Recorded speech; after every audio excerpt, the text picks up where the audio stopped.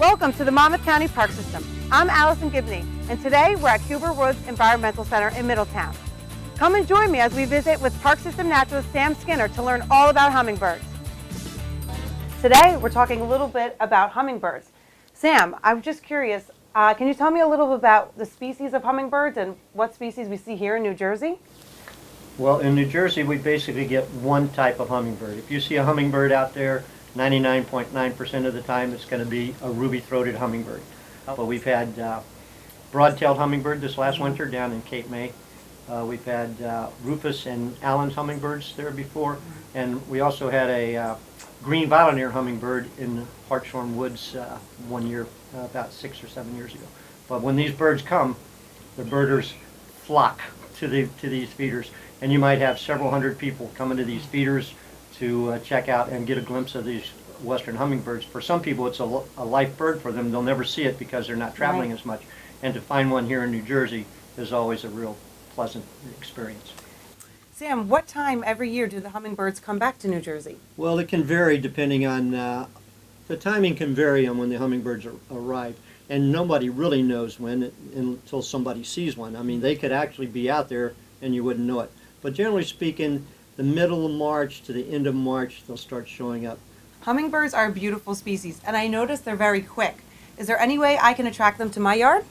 Well, it doesn't take a lot to attract hummingbirds. Their favorite color is red. So if you put some flowers out, any kind of flowering plant that has red flowers on them, you're going to attract them. Now, there are some plants that are more attractive to them than others based on color, but also nectar. Hummingbirds actually drink the nectar out of the plants. They also help pollinate the plants while they're moving around. They're rubbing their face in there and they move from plant to plant. And a lot of plants depend on the hummingbird for pollination. Nectar is not their main source of food. Insects are about 90% of a hummingbird's diet. And so once you've got some flowers out there, if you want to get the hummingbirds up close to where you can see them, if you put out a nectar feeder, which there are quite a few designs around, more designs than you can imagine and more designs than a hummingbird needs, but people prefer to have a lot of different designs. I've seen some hummingbird feeders that look very pleasing to the human eye, and I've never seen a hummingbird get close to them. So it takes something very simple. If you look at this feeder on my window here, it's a little bit of green and a little bit of red, and it's got a dish to hold nectar, and that's all you really need. Sam, I heard there's a homemade recipe for nectar. Can you tell me what it is? There is a very simple recipe, actually. It's 4 cups of water to 1 cup of sugar. Now what you want to do is you want to boil the water to get out any impurities and then put the sugar in. Now, that recipe is very simple, but you want to stick to it. You don't want to put too much sugar in. You don't want to put too little sugar in. One thing that you don't need to do, and a lot of people think that you do need, is to put food coloring in it to attract them. They don't need the food coloring in it, and it's actually harmful to the birds. So hummingbirds, believe it or not, being the smallest bird in the world, smallest birds in the world, they have the largest brains per body weight than any other bird. Allison, why don't we go outside? We'll take a look and see what other features might be attracting hummingbirds to Huber Woods Environmental Center. Sounds great. Let's go.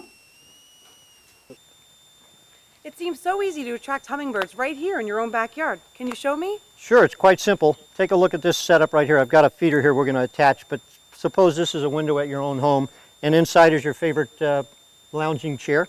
You sit there quite close to the window, and you can actually just attach the feeder. It's got suction cups. You just press it right onto the window. As you can see where this feeder is placed, we've had little red flowers on it, but all around it are other red flowers. So the hummingbird's going to come. He's going to be attracted to all of these red colored flowers, and they're very inquisitive. So he'll look up here, he'll spot these, and he'll come and check them out. Now, if you're going to put your feeder on your window, it's also good to include, especially a large picture window, and include some of these decals. And these are very, they look opaque and you can almost see through them, but they really shine for hummingbirds and other birds. The hummingbirds especially can pick out ultraviolet rays, and these things reflect that. So these things are like more like a beacon to a hummingbird. Thank you so much for teaching us all about hummingbirds today. I sure learned a lot, and I hope you did too. I'm sure we'll be seeing you again soon. Well, thanks very much for coming out, and it was my pleasure.